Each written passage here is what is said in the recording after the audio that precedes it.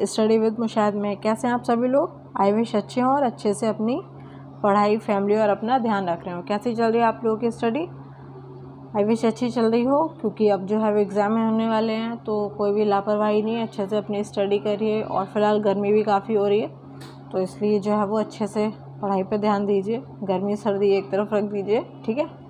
और ध्यान रखिए, कोरोना वायरस भी अभी चल रहा है, तो उससे भी सावधान रहिए। बाहर वगैरह कम जाइए, जब मजबूरी हो तभी जाइए, ठीक है। तो आइए देखते हैं कितनी अच्छी बात लिखी हुई है। ज़िंदगी में समस्या तो हर दिन नई खड़ी है, जीत जाते हैं वो जिनकी सोच कुछ बड़ी है, ठीक है। क्योंकि समस्याएं तो जो है वो ज़िंदगी में रोज़ नई नई आती रहती हैं। आज ये प्रॉब्लम, कल वो प्रॉब्लम, ठीक है। लेकिन जीतता कौन है? जीतता वही है जो इन सबसे पार पा लेता है, ठीक है। वो ये नहीं सोचता कि हाँ परेशानी कितनी बड़ी, वो जिसकी मतलब निगाह जो है वो अपने लक्ष्य पर रहती है, ठीक है, उसको जो है वो कोई परेशानी नहीं दिखती है। वो हर चीज़ को जो है वो हटाते हुए अपने लक्ष्य पे पहुंच जाता है। और परेशानियां उसको ही दिखती हैं जो अपने लक्ष्य की जगह इधर उधर चीज़ों को, मतलब अपने लक्ष्य से जिसकी नज़र हट रही है।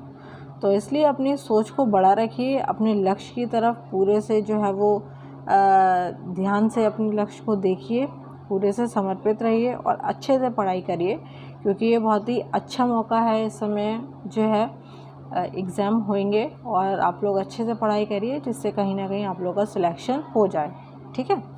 आज मैं जो हूँ आपके लिए शासन प्रणाली पॉलिटी का एक नई यूनिट लेकर आई हूँ, ठीक है। इसमें देखना है कि किस तरीके से जो है वो शासन प्रणाली भारत में है और उसकी क्या क्या विशेषताएं रही हैं, ठीक है। तो आइए हम लोग इसमें आगे देखते हैं। भारतीय संविधान में किस प्रकार की शासन प्रणाली की व्यवस्था की गई है? ऑप्शन ए लोकतंत्रात्मक, ऑप्शन बी अध्यक्षात्मक, ऑप्शन सी संसदात्मक, ऑप्शन सी अर्ध लोकतंत्रात्मक, ठीक है। इसका सही आंसर है ऑप्शन सी संसदात्मक। आपने देखा होगा हमारे यहाँ संसद है, लोकसभा, राज्यसभा और राष्ट्रपति उसके एक प्रमुख रूप हैं, ठीक है। तो यहाँ जो है वो कौन सी प्रणाली है? संसदीय या संसदात्मक प्रणाली है, ठीक है। ये कहाँ से ली गई है? भारत में जो है वो ग्रेट ब्रिटेन से जो है वो इसका अनुसरण किया गया है, ठीक। जो संसदीय शासन व्यवस्था में जो है व्यवस्थापिका के सदस्य ही जो है वो कार्यपालिका का गठन करते हैं, तथा कार्यपालिका व्यवस्थापिका के प्रति ही उत्तरदायी होती है, ठीक है। नेक्स्ट क्वेश्चन देखते हैं। निम्नलिखित में से कौन सी भारतीय संविधान की विशेषता नहीं है? ऑप्शन ए संसदात्मक सरकार, ऑप्शन बी अध्यक्षात्मक सरकार, ऑप्शन सी स्वतंत्र न्यायपालिका, ऑप्शन डी संघात्मक सरकार। इसका सही आंसर है ऑप्शन बी अध्यक्षात्मक सरकार। क्यों? हमारे यहाँ संसदीय व्यवस्था है, ठीक है, न्यायपालिका भी स्वतंत्र है और संघात्मक सरकार भी है। ये सारी चीज़ें मैं आप लोगों को पहले भी बता चुकी हूँ, ठीक है। बस हमारे क्या है, अध्यक्षात्मक सरकार की जो प्रणाली है वो अध्यक्षात्मक नहीं है, ठीक है। नेक्स्ट क्वेश्चन देखते हैं। संसदात्मक शासन व्यवस्था में ऑप्शन ए न्यायपालिका का कार्यपालिका पर नियंत्रण होता है, ऑप्शन बी कार्यपालिका का न्यायपालिका पर नियंत्रण होता है, ऑप्शन सी कार्यपालिका का विधायिका पर नियंत्रण होता है, ऑप्शन डी विधायिका का कार्यपालिका पर नियंत्रण होता है, ठीक है। इसका सही आंसर है ऑप्शन डी। अभी फर्स्ट क्वेश्चन में मैंने आपको बताया था कि विधायिका का कार्यपालिका पर नियंत्रण होता है, ठीक है। नेक्स्ट क्वेश्चन देखते हैं। राष्ट्रपति पद्धति में समस्त कार्यपालिका की शक्तियां निहित होती हैं। ऑप्शन ए राष्ट्रपति में, ऑप्शन बी कैबिनेट में, ऑप्शन सी व्यवस्थापिका में, ऑप्शन डी उच्च सदन में। इसका सही आंसर है ऑप्शन ए राष्ट्रपति में। राष्ट्रपति पद्धति को ही अध्यक्षात्मक पद्धति या शासन भी कहा जाता है, ठीक है। तो इसमें सारी शक्तियां कहाँ निहित होती हैं? राष्ट्रपति। मतलब राष्ट्रपति जो है वो इसमें हेड होता है, सुपर होता है, वो सब कुछ कर सकता है, ठीक है। और राष्ट्रपति पद्धति को जो है वो अध्यक्षात्मक शासन पद्धति या प्रणाली के नाम से जाना जाता है। Next question. भारत में राजनीतिक व्यवस्था के मूलभूत लक्षण हैं।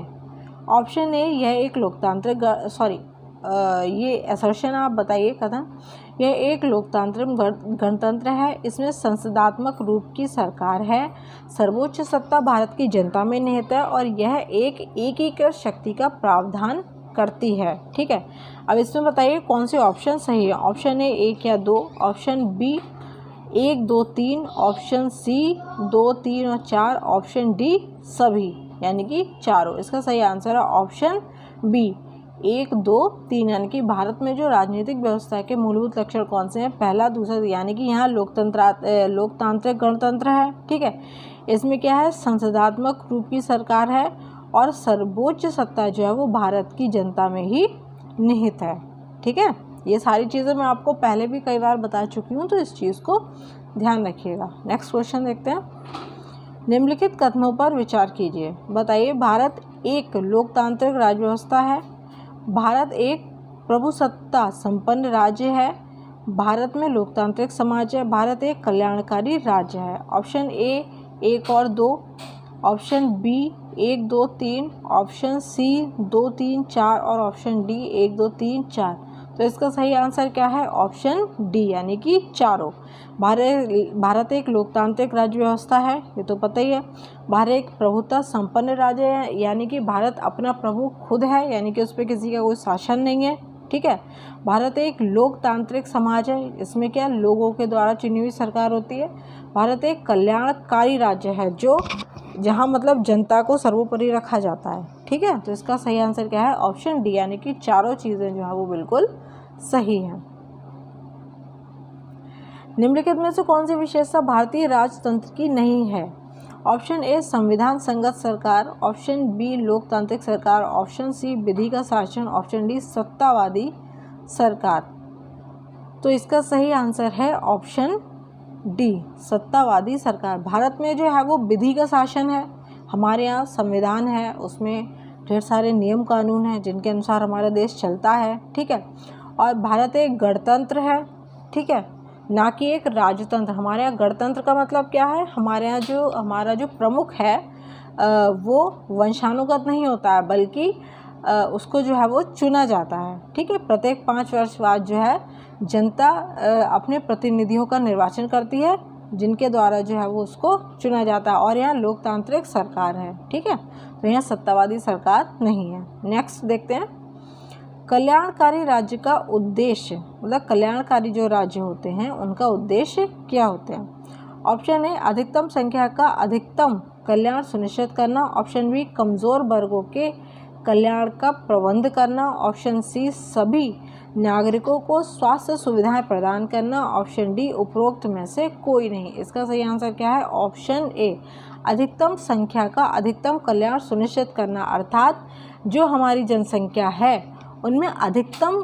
जनसंख्या को या अधिकतम लोगों को जो है उनका ज़्यादा से ज़्यादा कल्याण किया जा सके, ठीक है। तो कल्याणकारी राज्य की यह है कि राज्य द्वारा देश की अधिकतम जनसंख्या का अधिकतम कल्याण सुनिश्चित करना। कल्याणकारी राज्य में जो है वो उदारवाद और समाजवाद को अंतर्निहित करने का प्रयास भी किया जाता है, मतलब लोग स्वतंत्र भी रहें, उनमें समानता भी रहे और उदारवादी जो है ये भी रहे, मतलब उनका जो है वो कल्याण किया जा सके, ठीक है। इस तरीके की चीज़, मतलब कल्याणकारी राज्य की अवधारणा जो है वो भारतीय संविधान के भाग 4 में है, ठीक है। उस भाग 4 में क्या दिया हुआ है? राज्य के नीति निर्देशक तत्व निहित हैं, ठीक। इस चीज़ को याद रखिएगा, काफ़ी क्वेश्चंस बन जाते हैं। मैं आप लोगों को पढ़ा चुकी हूँ, तो आप लोग एक जो है मैं क्वेश्चन पूछ रही हूँ, इसका कमेंट करके बताइएगा आंसर कि राज्य के नीति निर्देशक तत्व हमारे संविधान में जो है वो कौन से देश के उससे लिए गए हैं, किस देश से लिए गए हैं, आंसर बताइएगा, ठीक है। तब तक नेक्स्ट क्वेश्चन देखते हैं हम लोग। भारत में राजनीतिक सत्ता का प्रमुख स्रोत कौन है? ऑप्शन ए जनता, ऑप्शन बी संविधान, ऑप्शन सी संसद, ऑप्शन डी राष्ट्रपति। इसका सही आंसर क्या है? ऑप्शन ए जनता। भारतीय राजनीति का प्रमुख स्रोत क्या है? जनता है, ठीक है। तो भारत का जो है संविधान आरंभ ही किससे होता है? हम भारत के लोग।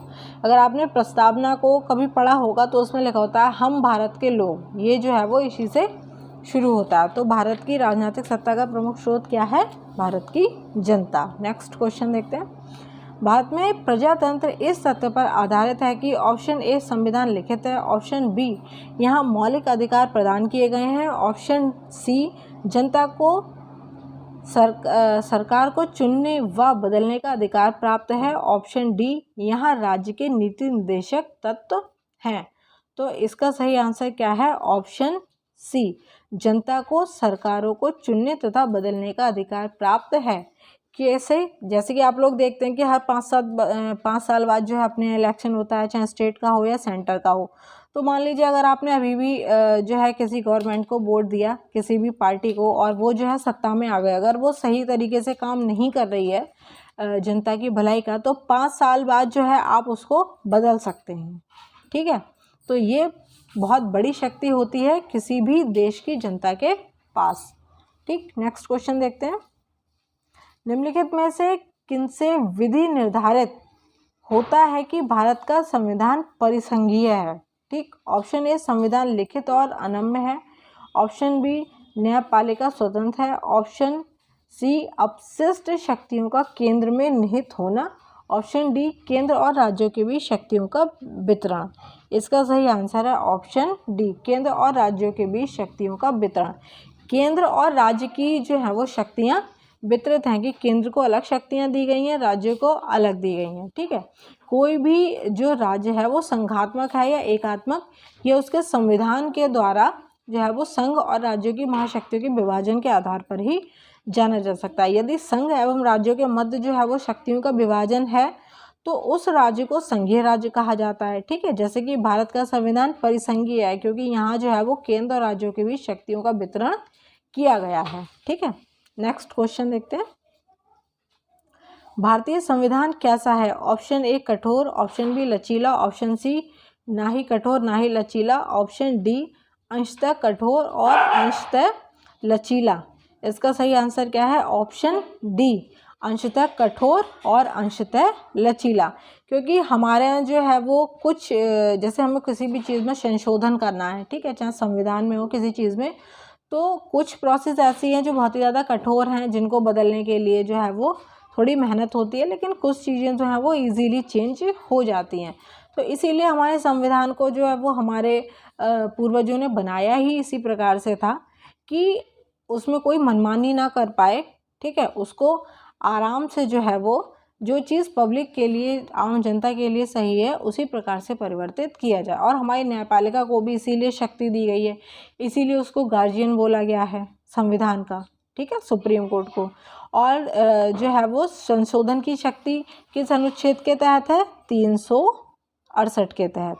ठीक है, नेक्स्ट क्वेश्चन देखते हैं। भारत की संसदीय शासन प्रणाली एवं ब्रिटेन की संसदीय शासन प्रणाली में अंतर का बिंदु निम्नलिखित में से कौन है? ऑप्शन ए सामूहिक उत्तरदायित्व, ऑप्शन बी न्यायिक समीक्षा, ऑप्शन सी द्विसदनात्मक व्यवस्थापिका, ऑप्शन डी वास्तविक एवं नाममात्र की कार्यपालिका। इसका सही आंसर क्या है? ऑप्शन बी न्यायिक समीक्षा। ब्रिटिश संसद और लिखित संविधान के अभाव में जो है वो संप्रभु निकाय है, जबकि भारतीय संसद की जो शक्तियां और कार्य प्रणाली है संविधान की सीमाओं के अधीन है, जिनकी न्यायिक समीक्षा की जा सकती है। यानी कि सुप्रीम कोर्ट के पास न्यायिक समीक्षा एक ऐसी शक्ति है जो कि किसी भी चीज़ का जो है वो मतलब कोई भी चीज़ जो है वो गलत नहीं होने देती। मान लीजिए सरकार किसी भी चीज़ में परिवर्तन करना चाहती है, उसने जो है वो किसी भी तरीके का संविधान में संशोधन कर लिया, कुछ कर लिया, लेकिन अगर वो ठीक नहीं है तो उसको जो है वो सुप्रीम कोर्ट जुडिशियल रिव्यू या न्यायिक समीक्षा के थ्रू जो है वो उसको चेक कर सकती है कि अब वो डिसीज़न ठीक लिया गया है या नहीं। ठीक है, और ये जो है वो अमेरिका से ली गई है शक्ति। नेक्स्ट क्वेश्चन आगे जो है हम लोग अब नेक्स्ट यूनिट देखेंगे। फिलहाल पॉलिटी के इतने क्वेश्चंस हैं। बाकी मैपिंग आपको कैसी लगी, और उसमें जो है मैं अब 1-2 दिन में और अच्छी से आपको पॉइंट्स देने वाली हूँ, फैक्चुअल इन्फॉर्मेशन जो आपको डायरेक्ट जो है वो एग्ज़ाम में क्वेश्चन उससे बने हुए मिलेंगे। ओके, तो फिलहाल इस यूनिट में इतना ही। नेक्स्ट वीडियो के साथ मैं फिर हाजिर होती हूँ आप लोगों के साथ। तब तक के लिए धन्यवाद।